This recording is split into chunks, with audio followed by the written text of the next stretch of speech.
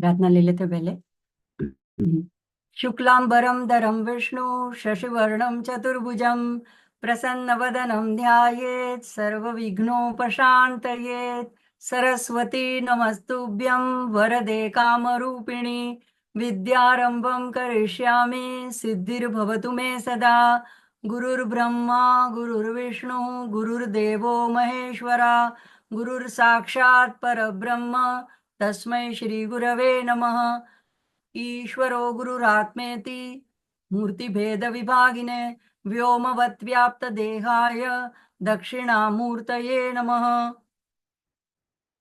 ह्रीङ्कारासनगर्भितानलशिखां सौक्लीङ्कलां बिभ्रतीं सौवर्णाम्बरधारिणीं वरसुधा धौतान्त्रिनेत्रोज्ज्वलां वन्दे पुस्तकपाशमङ्कुशधरां स्रग्भूषितामुज्ज्वलां त्वां गौरीं त्रिपुरां परात्परकलां श्रीचक्रसञ्चारिणीम्। आप सभी साधकों के हृदय में विराजित ज्योति रूपिणी और तेजोमय ऐसी राजराजेश्वरी श्री ललितांबिका महात्रिपुर सुंदरी के चरणों में कोटि कोटि वंदना। जय श्री कृष्ण। जय माता जी। आज मैं आप सभी साधकों की आंखों में ज्योति रूप माँ का दर्शन कर रही हूँ। क्यों? क्योंकि आज है दीप अमावस्या। और हमारे गुजरात में इस पर्व को दिवासो कहते हैं। दिवासो ये बहुत बड़ा पर्व माना जाता है और 100 पर्वों का राजा, उत्सवों का राजा इसको माना जाता है। तो जैसे उत्तर भारत में तो श्रावण शुरू हो चुका है, लेकिन महाराष्ट्र और गुजरात में अब कल से शुरू होने वाला है। तो श्रावण से लेकर के देव दिवाली तक, देव की दिवाली तक जो करीब करीब 100 दिन होते हैं, उनमें छोटे बड़े जितने भी पर्व उत्साह आते हैं, तो सारों का ये राजा माना जाता है। आज का दिन जो है वो इतनी आषाढ़ की अंधेरी और काली घनी ऐसी रात्रि के बाद जो सुंदर ऐसा शिव जी का पर्व श्रावण महीने की शुरुआत होने वाली है, तो उसके आगमन का स्वागत करते हुए आज के दिन शाम के वक्त बहुत सारे दीप जलाए जाते हैं, प्रज्वलित किए जाते हैं। तो इसीलिए इसको दीपोत्सव यानी जैसे दीपावली होती है, यहाँ इसको दीप अमावस्या कहते हैं। तो जैसे देखो, अब छोटे बड़े यानी तीजों का त्योहार आएगा, उसके बाद में रक्षाबंधन आएगी, नाग पंचमी आएगी, कृष्ण जन्माष्टमी, शिव पूजन तो पूरे ही महीने चलेगा, उसके बाद गणेश चतुर्थी, नवरात्रा और दिवाली। तो ये सारे पर्व जो है उसकी शुरुआत अब ये आज के पर्व से शुरू होने जा रही है। तो लेकिन देखो, हर त्योहारों में इस त्योहार का एक अनोखा वैशिष्ट्य है, इसकी एक विशेषता है। क्या है कि देखो, अगर हम वर्ष भर जितने भी त्योहार मनाते हैं, या देव मांगलिक प्रसंग होता है हमारे घर में, या देव पूजा करते हैं, या बड़ों की पूजा करते हैं, या संत सदगुरु की पूजा करते हैं, तो उसमें हम दीपों के द्वारा उनकी पूजा करते हैं। तो हर चीज में हम दीप को प्रज्वलित करते हैं। लेकिन आज का जो पर्व है वो दीपों का ही पूजन करना है। तो दीपों को भी इतनी प्रतिष्ठा दी जाती है कि दीप से आज प्रार्थना की जाती है। तो स्वयं दिए दिए की पूजा की जाती है। देखो, हमारे भारतीय संस्कृति की ये विशेषता रही है कि यहाँ पे सभी में ब्रह्म भाव किया जाता है और सभी को आदर किया जाता है, सभी का सम्मान किया जाता है, सभी के प्रति विनीत होकर के उनको उनकी पूजा की जाती है। तो कुछ लोगों को जानकर शायद ये थोड़ा आश्चर्य भी होगा कि हमारे यहाँ जो हम लोग घर पे साफ सफाई के लिए झाड़ू इस्तेमाल करते हैं, उसकी भी पूजा दिवाली में की जाती है। महाराष्ट्र में तो खास करके की जाती है, उसमें भी लक्ष्मी जी का वास माना जाता है। तो जब दिवाली पे नई झाड़ू लेके आते हैं, तो दोनों को पास पास में रख के उनका कुमकुम से पूजन करके फिर पुरानी झाड़ू को विदा किया जाता है। तो यहाँ पे हमारे संस्कृति की ये सारी हमारी धरोहर हमारे पास है। और महाराष्ट्र में ये बहुत प्रथा प्रचलित है दीपावस्या अमावस्या के दिन दीप पूजन की। तो इस दिन सुबह ही घर के सारे छोटे बड़े जितने भी दीप, जो समय बोलते हैं, इसको सबको अच्छी तरह से घिस करके साफ करके एकदम चमकाए जाते हैं, उन पोंछ करके उनको शाम के वक्त एक पाट के ऊपर बिछाया जाता है।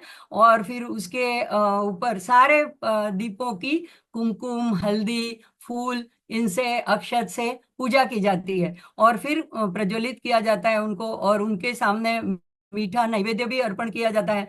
और आसपास में, पाठ के आसपास में रंगोली भी बनाई जाती है। तो ये दीप जो है वो प्रज्वलन, और ये दीप खुद ये मांगल्य का, समृद्धि का, तेज का, प्रकाश का ऐसा प्रतीक माना जाता है। तो इससे ये भावना की जाती है कि हमारे जीवन में भी अंधेरा दूर हो और मांगल्य, समृद्धि, तेज प्रकाश का आगमन हो। तो मंदिरों में भी दीपदान किया जाता है आज के दिन। और इसका मंत्र यह है: दीप सूर्याग्नि रूपस्त्वम तेजसाम तेजमुत्तमम गृहाण मत्कृताम पूजाम सर्व काम प्रदो भव।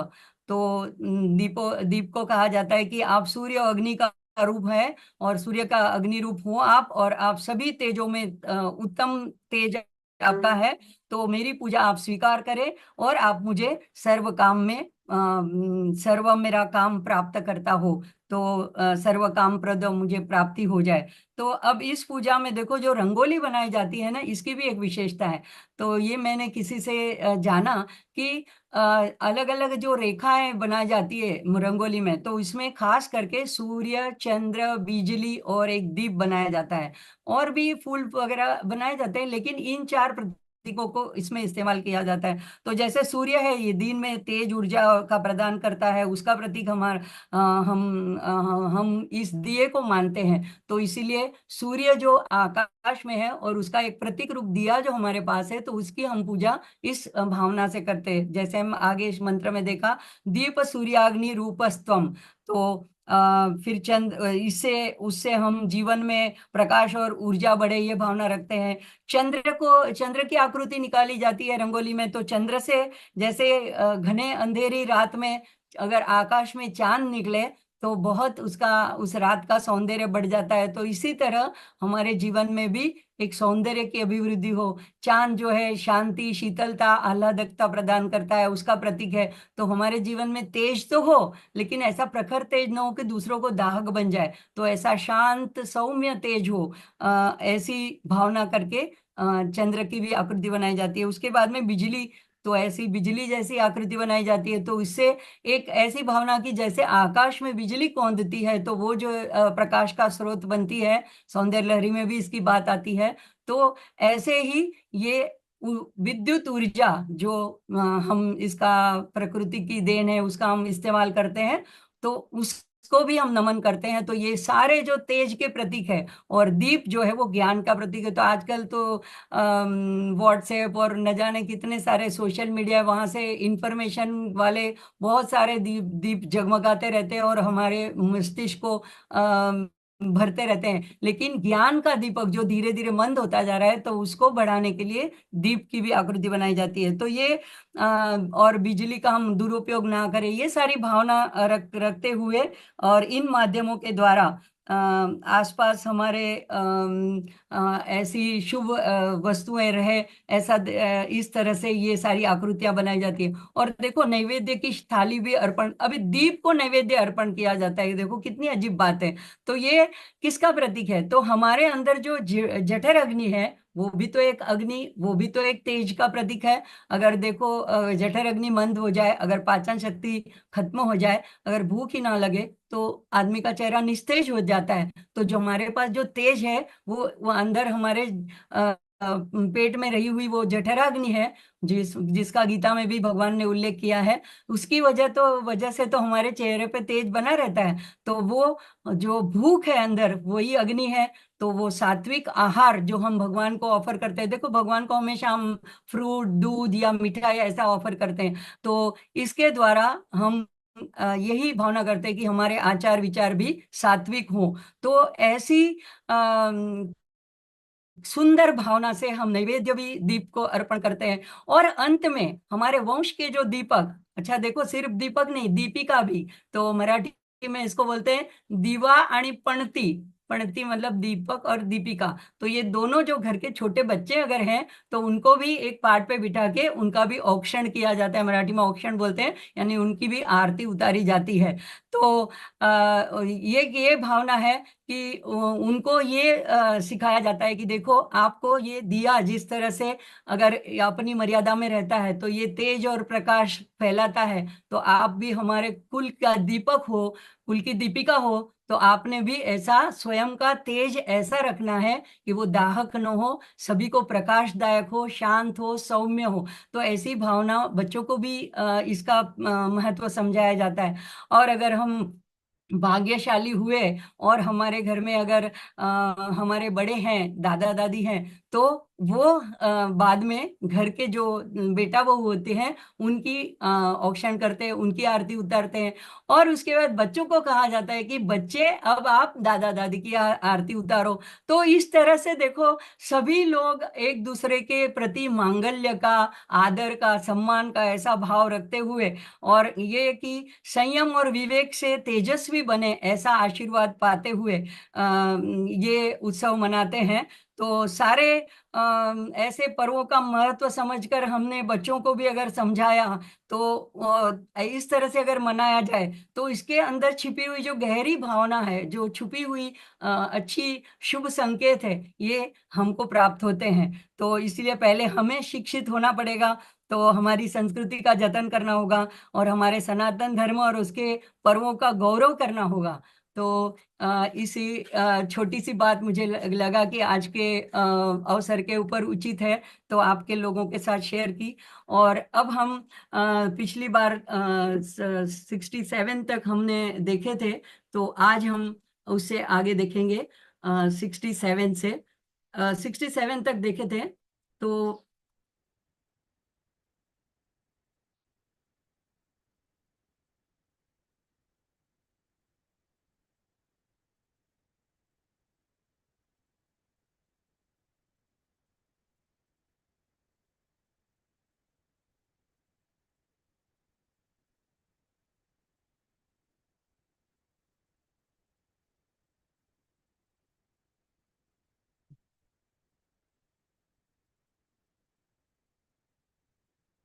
કેવી રીતે આ નીચે આવ્યું પછી થતું નથી મને લાગે છે.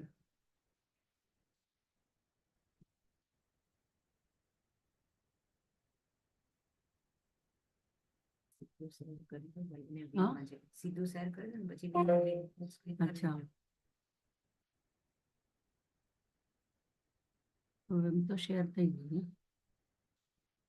ખુલ્લું તમારે ઝૂમ મીટિંગમાં સાયલેન્ટ પર છે.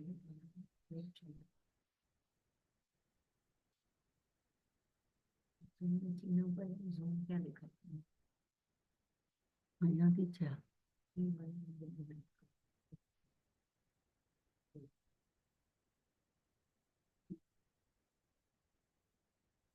ત્યાં ક્લિક કરો. હમ? ત્યાં પછી ક્લિક કરો. શેર શેર શેર નહીં કરવાનો. થશે. એક વાર સ્ટોપ શેર કરીને પછી ફરી દેખાડું ને. हाँ, लगाना हो जाए मुझे लगता है. हाँ, વ્યૂમાં જઈને ફૂલ કરવું પડે. ભલે નહીં રેકોર્ડિંગ.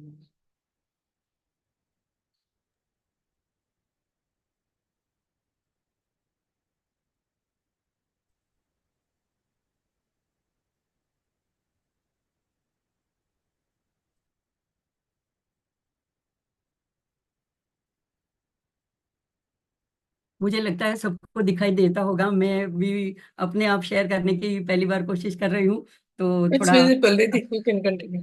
हाँ, ठीक से दिख रहा है ना सबको, मैंने जो शेयर किया है? जी दीदी, perfectly दिख रहा है. ओके. तो अब आगे देखते हैं. 68 नंबर का मंत्र जो है, ये ओम रमा भूमि सुताराध्य पदाब्जायै नमो नमः. तो यहाँ पे एक सुंदर, पहले हमने देखा था कि पिछले सत्र में कि वाणी, गायत्री और सावित्री, यानी सरस्वती, गायत्री और सावित्री के द्वारा किस तरह से आराधना की जाती है. अब यहाँ पे और आगे ऋषि बताते हैं, हैग्रीव ऋषि अगस्त्य मुनि को, कि इस मंत्र के द्वारा कि यहाँ पे ये सारे मंत्र जो है वो माँ के रूप में सारी शक्तियां, विविध रूप माँ के अंदर ही समाहित है, ये दर्शाने के लिए है.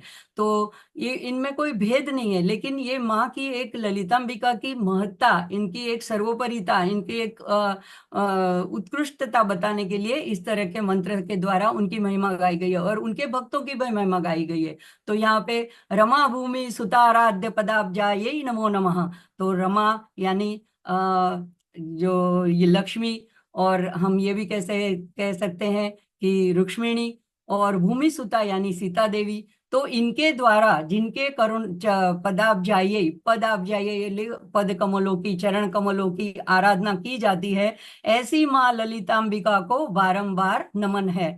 तो यहाँ पुराणों का संदर्भ है. तो देखो, अब ये दोनों के नाम का संदर्भ देके हम भागवत में कथा जानते हैं कृष्ण को पाने के लिए रुक्मिणी ने एक पत्र लिखा था और उनको कहा था कि मुझे आकर के आप ले जाएं, मेरा अपहरण करके ले जाएं। तो तब उन्होंने क्या युक्ति की थी कि गांव के बाहर जो भवानी का मंदिर था वहां जाके उन्होंने पूजा करनी चाहिए। और वो पूजा करके जब वहां से लौटी मंदिर के सीढ़ियों से, तब कृष्ण का रथ आया और उनको अपहरण करके उनका ले गया। तो उसके पहले अपने पति को पाने के लिए उन्होंने भवानी माँ की पूजा की थी। तो वहां पे ये जो संदर्भ यहाँ पे दिया गया है, रमा यानी रुक्मिणी ने भी माँ भवानी की, ललितांबिका की पूजा की थी। इसी तरह से रामायण में अगर हम देखें बालकांड में, तो तुलसीदास जी बहुत अच्छा वर्णन करते हैं कि सीता मैया ने भी धनुष्य यज्ञ के पहले पुष्प वाटिका में जाकर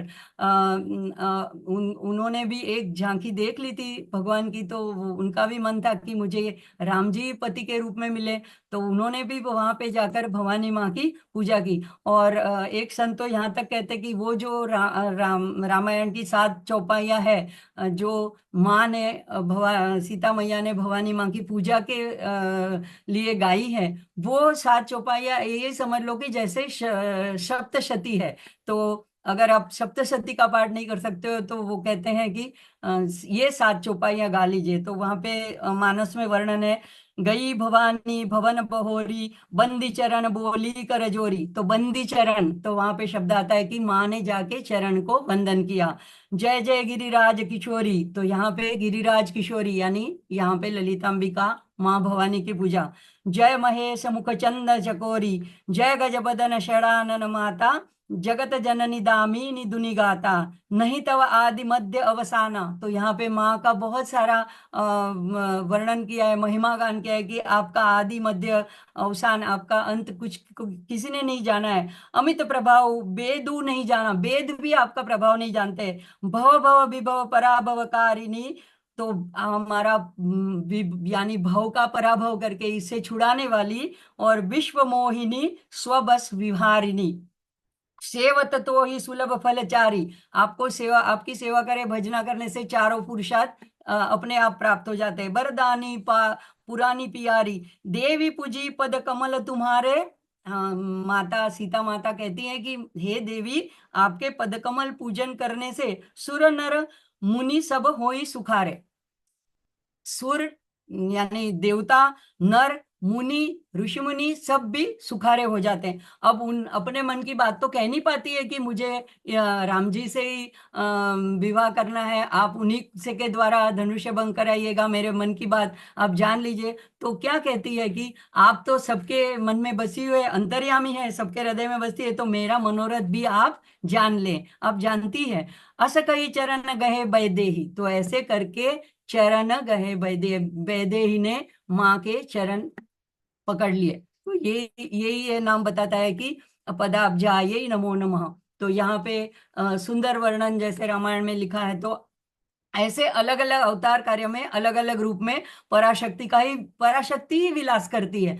उनका सतत अनुसंधान करके करने के हेतु यह सब नाम है। इसमें किसी में भेद नहीं करना है। लक्ष्मी देवी जब भूमि पुत्री के रूप में अवतार लेती है तो एक आदर्श स्थापित करने के हेतु पतिव्रता स्त्री की तरह माँ की आराधना करके उनके चरण कमलों में निवेदित करती है। तो यही बल के प्रभाव से देखो सीता मैया भी कैसे अशोक वाटिका में असहाय निसहाय बैठी थी, लेकिन सर्वशक्तिशाली महाबलशाली रावण होते हुए भी जिन्होंने सारे देवताओं को बंदी बना के रखा था, फिर भी उनका कुछ नहीं बिगाड़ सके। तो ऐसी रमा यानी रुक्मिणी या रमा और सीता जी द्वारा चरण कमल पूजित माँ के चरणों में बारंबार प्रणाम है। तो आगे आगे का देखते हैं।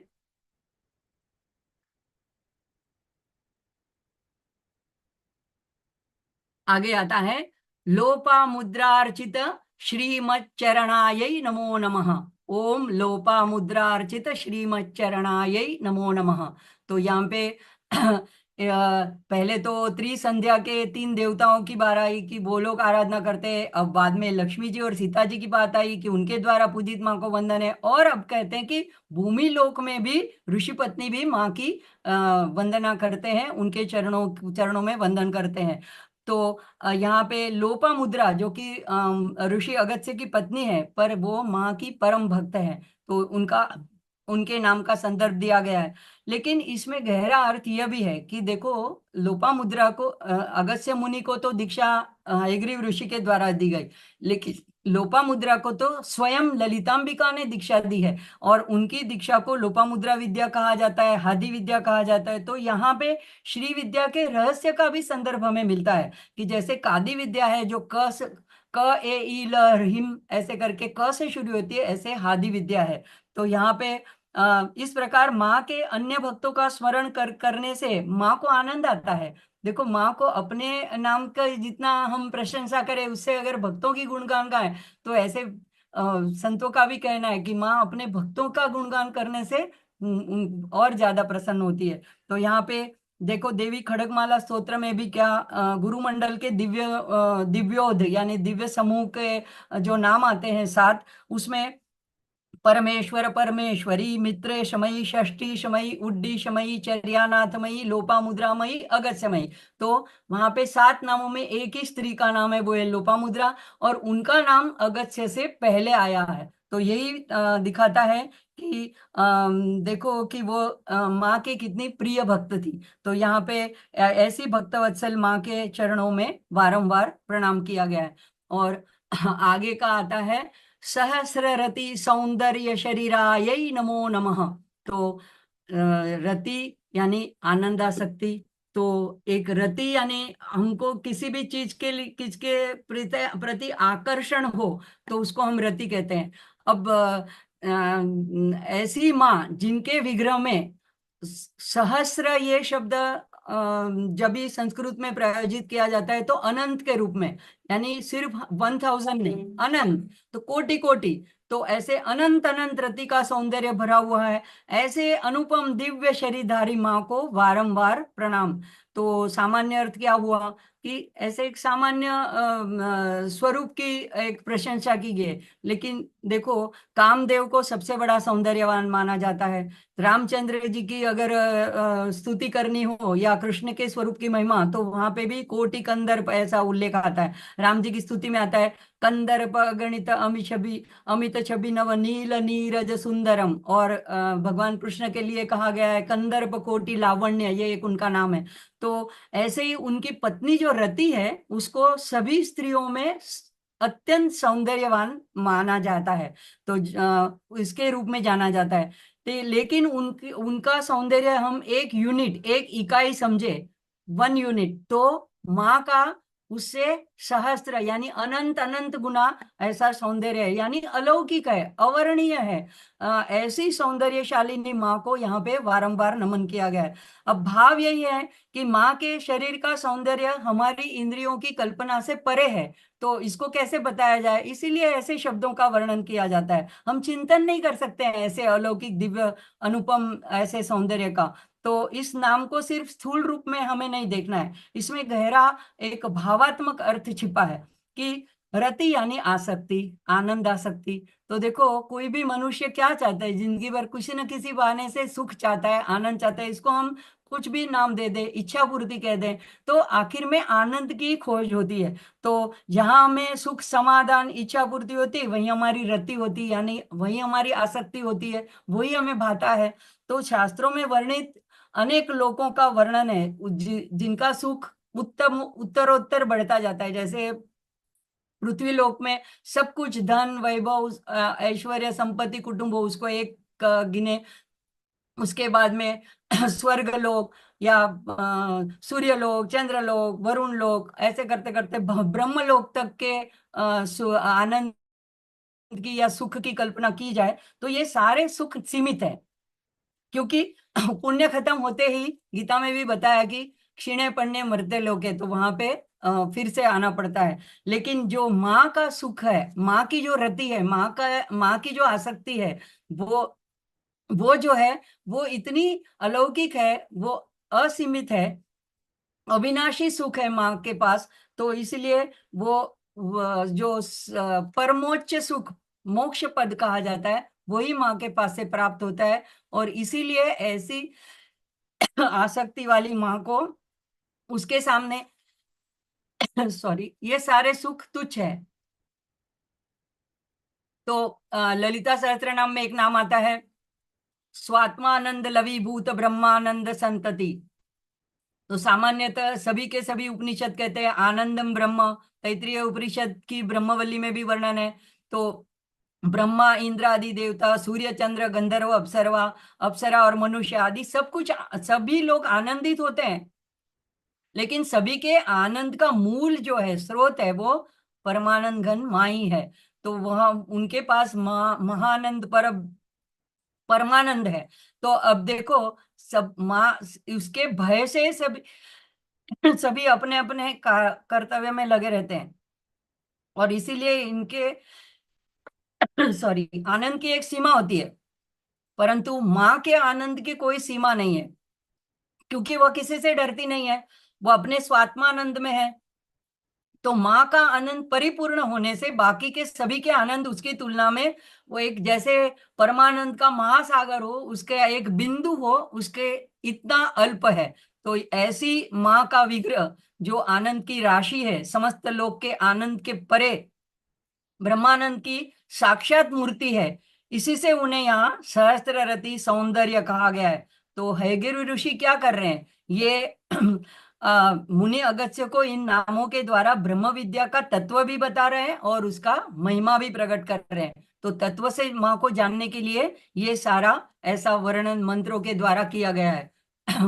अब आगे देखते हैं।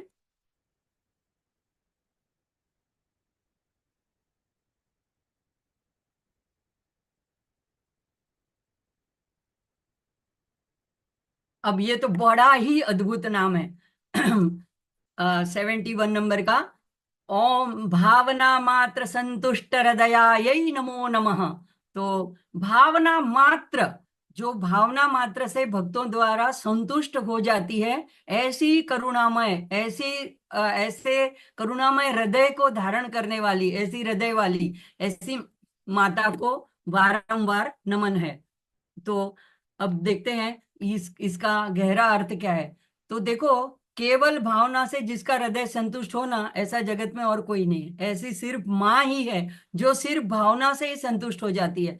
तो जैसे इस नाम के द्वारा यहाँ पे यह निर्देश किया है कि माँ की अगर पूजा आराधना करनी है, तो जो हम जप तप साधन और जितने भी व्रत करते हैं, उपवास करते हैं, ये सब कुछ उनकी संतोष के खातिर करते हैं, उनकी प्रसन्नता प्राप्त करने के लिए करते हैं। लेकिन यहाँ पे क्या बताया है माँ ने खुद, कि मैं किससे संतुष्ट हूँ, तो मैं सिर्फ भावना मात्र से संतुष्ट हूँ। तो इसके लिए, इसके सिवा माँ को और किसी चीज की आवश्यकता नहीं है। हम पूरे हृदय से, पूरे प्रेम से, पूरी भाव से, भावपूर्ण हृदय से अगर माँ को कुछ भी अर्पित करते हैं, अगर हमारा स्मित अर्पित करते हैं, माँ के सामने सुबह जाके खड़े रहते हैं और हमारा प्रसन्न चेहरा देखकर माँ, इसी से भी माँ खुश हो जाती है।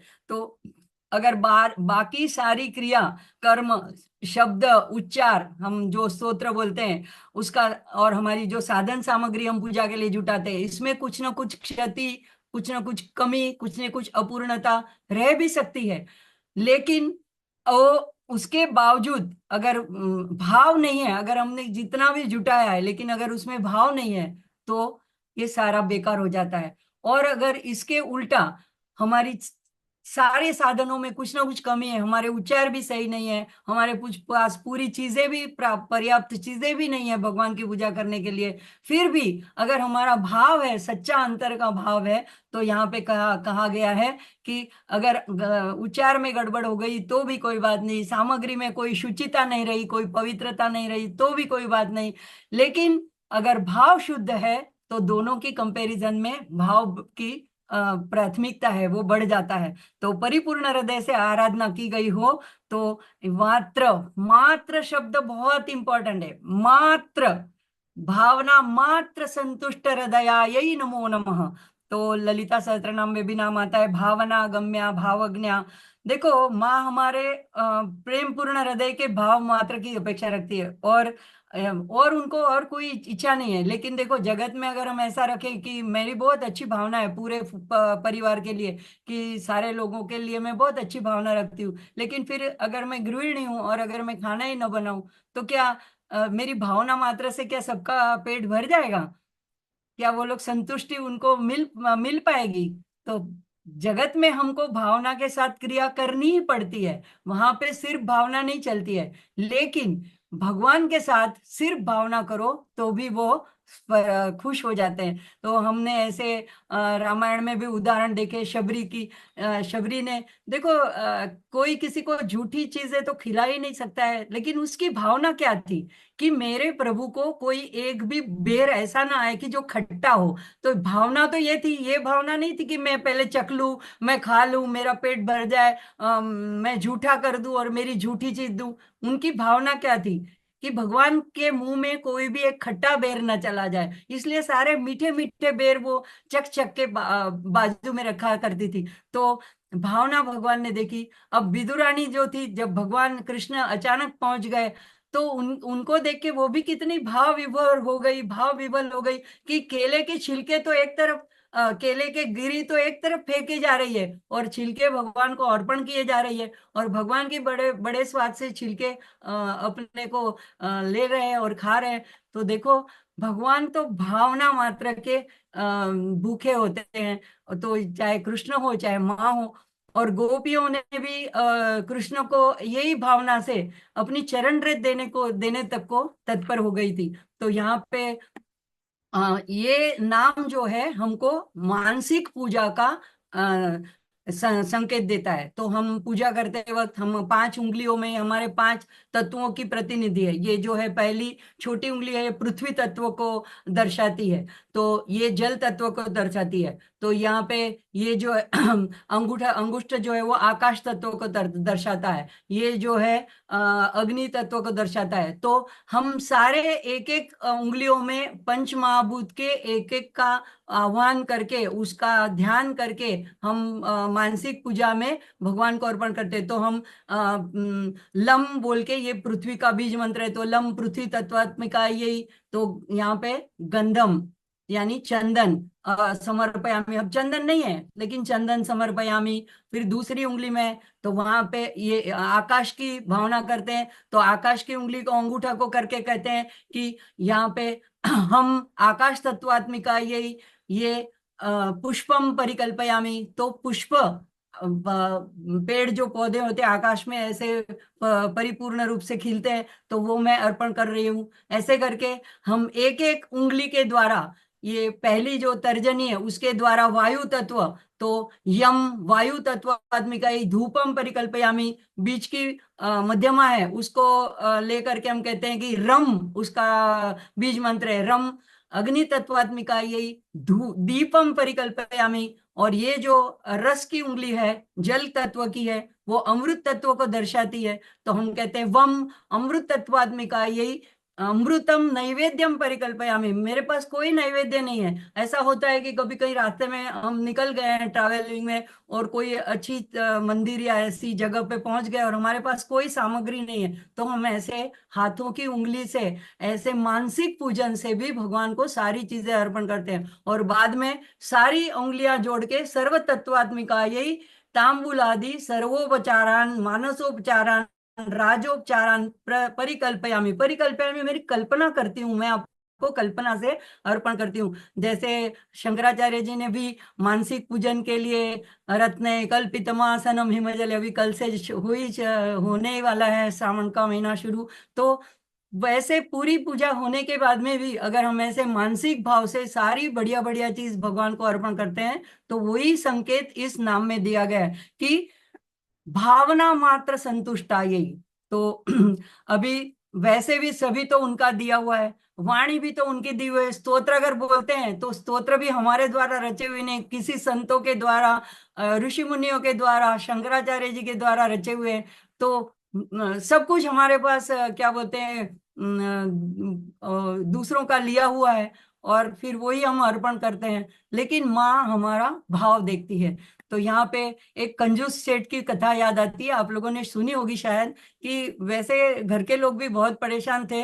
कहीं कथा और सुनते तो जाने को भी तैयार नहीं होते थे, क्योंकि वहां पे कुछ ना कुछ नियम पंडित जी दिलवाते थे। तो एक बार बड़ी मतलब मुश्किल से घर वालों ने कहा कि अरे एक दिन के लिए चले आइए आप हमारे साथ कथा में, आज आखिरी दिन है। तो कंजूस सेठ तैयार हो गए और चले गए। अब पंडित जी ने भी देखा कि बड़ी मुश्किल से इनको लाया गया है, तो बोले कि हाँ सेठ जी आप आए, लेकिन कोई एक नियम तो आपको पूजा का लेना चाहिए, आप पूजा करते हो? बोले नहीं मैं पूजा नहीं करता। आप मुझे पैसा खर्च करने की कोई बात मत बताओ। ठीक है, पंडित जी ने कहा कि आप मन से मानसिक से ही पूजा कर लीजिए करिए, और सब कुछ मानसिक अर्पण करिए, कोई एक पैसे का खर्च नहीं होगा। हाँ, तो सेठ जी ने कहा ये बढ़िया बात है, ये मैं कर सकता हूँ। तो अब इसमें तो कोई पैसा लगने वाला नहीं था। अब दूसरे दिन से सेठ जी ने अपना नियम बना लिया, भगवान जी के मूर्ति के सामने बैठ जाते थे। कृष्ण जी की उनके घर में पूजा तो थी, और अपना आंखें बंद करके सारी चीज मानसिक रूप में भगवान को अर्पण करते थे। ऐसे करते करते बहुत दिन चले। देखो, वैसे बेसिकली तो वो कंजूस थे। एक दिन क्या हुआ कि जैसे उन्होंने चाहा, अब जल्दी में थे कि आज मैं ज्यादा लंबी चौड़ी पूजा नहीं करना चाहता हूँ, भगवान को अनेक भोग नहीं अर्पण करना चाहता हूँ, एक दूध और उसमें शक्कर डाल के मीठा वाला दूध अर्पण करके निकल पड़ता हूँ अपने काम के लिए, कचहरी के लिए, अपनी दुकान के लिए। तो उन्होंने आंखें बंद कर ली और ऐसे ध्यान किया कि जैसे मेरे पास एक कटोरा भर के दूध है, और साथ में मेरे पास एक डिब्बा पड़ा है, उसमें से मैं शक्कर निकाल रहा हूँ और मैं वो कटोरे में डाल रहा हूँ, हिला रहा हूँ। अब उनको, कंजूस थे तो ऐसे लगा कि रोज की जगह मैंने कुछ ज्यादा ही शक्कर डाल दिया आज। अब देखो सारा मानसिक में काम चल रहा है, फिर भी उन्होंने वो कटोरे में हाथ डालना चाहा कि मैं थोड़ी सी शक्कर निकाल लूं वापस। अब भगवान उनसे नहीं रहा गया, तो प्रत्यक्ष होके उसका हाथ पकड़ लिया। तो बोले अरे कहाँ है तुम्हारा दूध और कहाँ है तुम्हारी शक्कर, और फिर भी तुम्हारा कंजूसपना नहीं जा रहा है। और जब उन्होंने आंख खोली, देखो ये तन्मयता की बात है, वो इतना तन्मय हो गया था इस बात में कि वो झूठ ही नहीं लग रहा था उसको, वो अंतर से भावना मात्र से अर्पण कर रहा था। और भगवान प्रकट हो गए, और उनको देख के वो गदगद हो गया, चरणों में गिर गया, उसका हृदय परिवर्तन हो गया। तो ऐसे चाहे ये स्टोरी हो सकती है, लेकिन अगर हम भी ऐसे तन्मयता से करें, एक यांत्रिक ये मैकेनिकलता से ना करें, तो भगवान ने ये इस मंत्र में माँ ने कह दिया भावना मात्र संतुष्टा यही नमो नमः। ऐसे ही ललिता सहस्त्रनाम में आता है अंतर्मुख समाराध्या।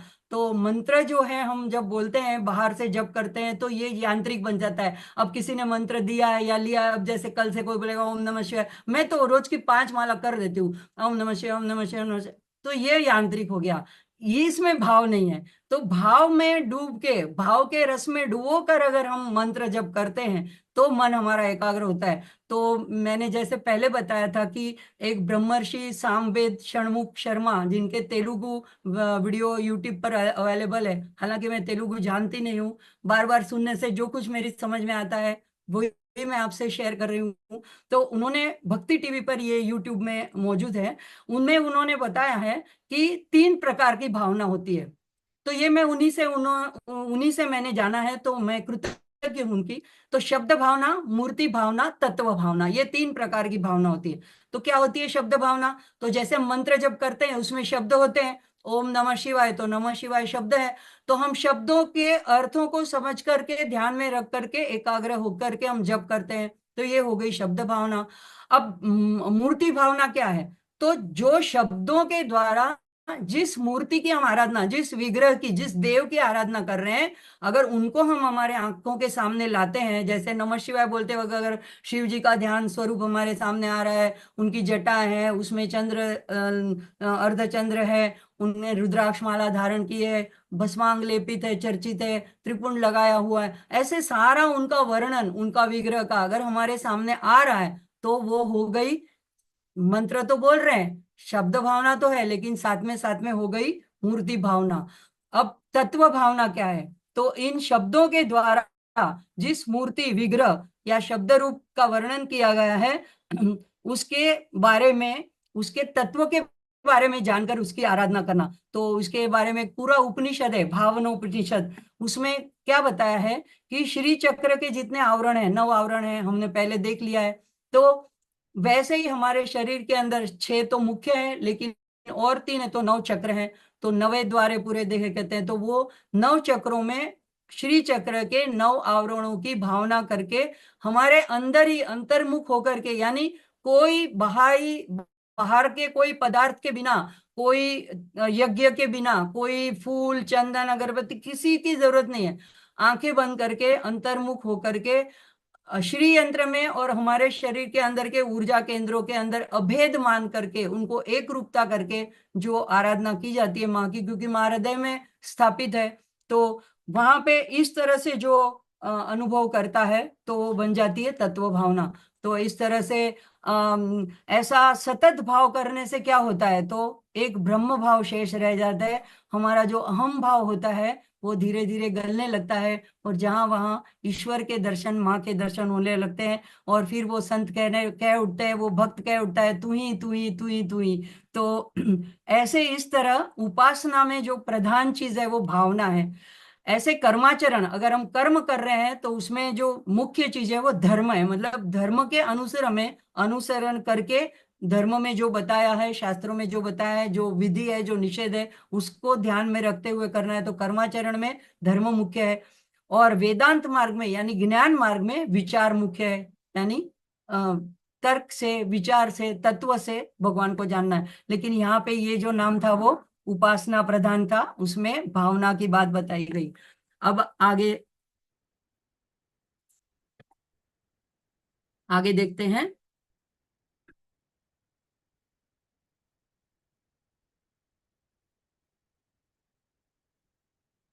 अब है सत्य संपूर्ण विज्ञान सिद्धिदायै नमो नमः।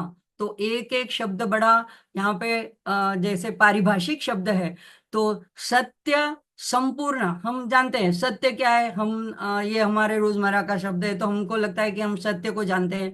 संपूर्ण, परिपूर्ण, उसको भी हम जानते हैं। पूरा, आधा नहीं, कोई संपूर्ण है। और विज्ञान, विज्ञान भी हम जानते हैं। इन सब की सिद्धि देने वाली, तो ये अगर इस तरह से हम समझेंगे, सत्य संपूर्ण विज्ञान सिद्धिदायै नमो नमः, तो इसका पूरा मर्म हमारे ध्यान में नहीं आएगा। तो एक एक शब्द का अर्थ हमको गहरा अर्थ देखना पड़ेगा। तो देखो, पिछले नामों में हमने देखा कि किस तरह से भावना करने से साधक को माँ संतुष्ट होते। अब संतुष्ट हो गई तो कुछ फल तो देगी ना। तो इस नाम में उसका फल बताया। दोनों नाम एक दूसरे से पूरक है, एक दूसरे से संबंधित है। तो यहाँ पे बताया कि जो ऐसे भक्त हैं जो भावना मात्र से माँ को, माँ का ध्यान करते हैं, आराधना करते हैं, उनको क्या माँ देती है, तो उनको माँ देती है सत्य संपूर्ण विज्ञान सिद्धिदायी। तो एक एक शब्द को देखते हैं। विज्ञान, तो विज्ञान है, हम सामान्य भाषा में जो जिसको कहते हैं भौतिक आविष्कारों के अर्थ में या साइंस के अर्थ में, वो यहाँ पे अपेक्षित नहीं है। विज्ञान यानी अनुभूति का ज्ञान, यानी विशिष्ट ज्ञान। जैसे गीता में भी भगवान ने ज्ञान विज्ञान योग बताया है। तो अध्यात्म में जो है ये परिभाषा ऐसे चेंज हो जाती है कि जो ज्ञान होता है वो हम लोग पुस्तक से पढ़ के, या अभी तो इंटरनेट गूगल से देख के हमको पता चलता है उपनिषद में क्या क्या बताया है, शास्त्र में क्या बताया है, वो ज्ञान है, वो हमारी बुद्धि तक पहुंचता है। अगर हम उसको स्वीकार्य भी कर लेते हैं, लेकिन वो हमारे अनुभूति में नहीं आता है, हमारे आचरण में नहीं आता है, तो वो विज्ञान नहीं बनता है। तो यहाँ पे विज्ञान यानी नॉलेज, यानी वो सिर्फ इंफॉर्मेशन नहीं, वो हमारी अनुभूति हो जाती है, हमारा एक्सपीरियंस हो जाता है। और उसमें ललितांबिका अभी हमने जो स्तोत्रों के द्वारा या मंत्रों के द्वारा पढ़कर जो समझा, अब मैं भी कोई आप लोगों से अलग नहीं हूँ, मुझे भी अभी तक ये सारा बौद्धि की चीज पता है। ये नहीं है कि मुझे अनुभूति हो गई, मेरे सामने ललितांबिका प्रकट हो गई। तो हमने सबने मिलके ये अनुभव करने के लिए भावना बढ़ानी है। तो यहाँ पे विज्ञान यानी अनुभूति, तो इसका पूरा व्याख्या ऐसी आएगी, शास्त्र सम्मत, दोष रहित, शंका को किंचित मात्र स्थान का अवकाश न हो, ऐसा जो अनुभव, ऐसा ब्रह्मानुभव, उसको कहते हैं विज्ञान। ऐसी अनुभूति को कहते हैं विज्ञान। तो अब यहाँ माँ ऐसे भक्त को, उपासक को जो ऐसी आराधना करता है ना, तो उसको ऐसी सिद्धि प्रदान करती है, तो उसको ऐसा बता देती है, अनुभव करा देती है। तो ललिता सहस्त्रनाम में भी बताया कि शिव ज्ञान प्रदायिनी, तो वो हाथ पकड़ के शिव तत्व तक ले जाती है। तो गीता में भी श्री कृष्ण ने चौथे अध्याय में 38वें श्लोक में बनाया कि योग संसिद्धिम लभते नर। तो संसिद्धिम, सिद्धिम, तो सिद्धि मतलब कोई अष्ट सिद्धियों की बात नहीं, सिद्धि परम सिद्धि यानी परम अनुभूति, परम तत्व की प्राप्ति। तो ऐसे, और सत्य, अब सत्य का क्या अर्थ है? हम कहते हैं मैं कहीं नहीं, कभी नहीं झूठ बोलती हूँ, तो ये सत्य की बात नहीं है। सत्य यानी जो परम सत्ता है, जो परमेश्वर है, जो त्रिकालाबाधित है, जो स्वयं प्रकाशित है, जो चराचर में व्याप्त है, जो अविनाशी है, जो अजन्मा है, जो शाश्वत है, जो नित्य है, जो तीनों कालों से परे है, उसको कहते हैं सत्य। तो ऐसा जो सत्य है, ऐसा जो परम तत्व है, और वो भी कैसा? संपूर्ण। संपूर्ण यानी जिसमें संदेह शंका के लिए किंचित मात्र भी, लेश मात्र भी जगह न हो, इस तरह से साधक के सारे संशयों का भेदन हो गया हो, छेदन हो गया हो, ऐसा जो अनुभव कराती है, ऐसा फल जो देती है, ऐसी जो सिद्धि देती है, ऐसी माँ को बारंबार नमन है। अच्छा, किसको देगी ये? तो भावना मात्र संतुष्टा, ये तो जो भावना मात्र से, भावना से, पूर्ण हृदय से जो माँ को संतुष्ट करता है, माँमय हो जाता है, उसको माँ ऐसा फल देती है।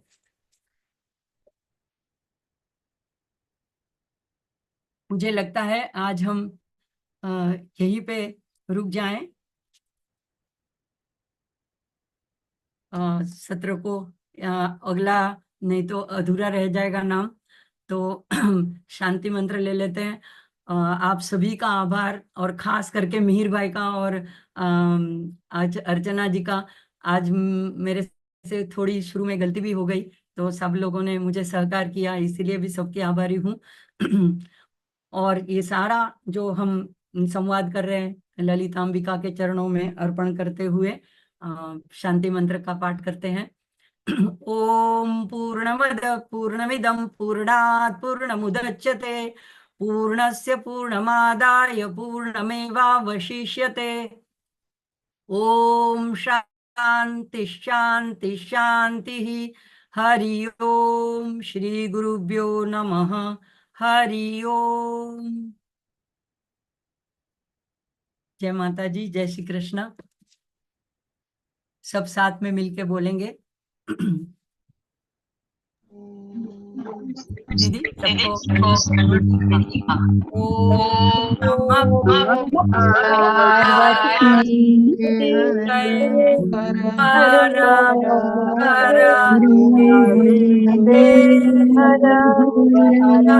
हर दीदी कोटि कोटि नमन आपको, दीदी कोटि कोटि नमन आपको, बहुत अच्छा पढ़ाते हो।